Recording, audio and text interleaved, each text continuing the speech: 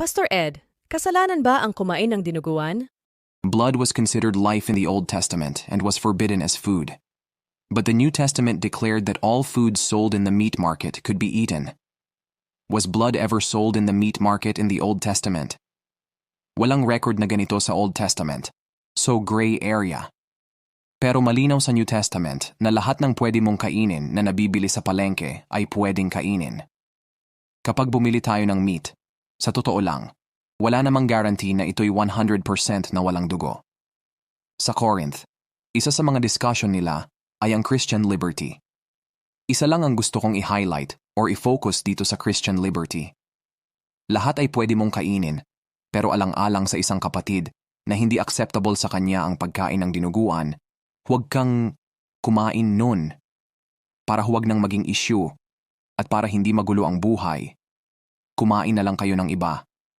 Ang dami pa namang putahe sa mundo. Merong dinengdeng, kare-kare, bulanglang.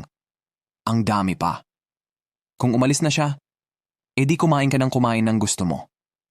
Walang natitisod.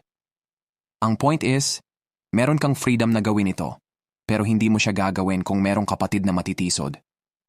Napakalaking contention itong dinuguan na ito. Kaya ako mismo, tumigil na rin kumain yan, dahil in the first place, talaga namang marumi ang dugo.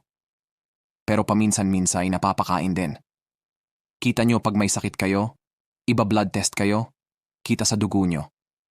Kaya hindi naman siguro napakalaking kawalan sa atin na tumigil kumain yan para na lang matigil itong issue na ito.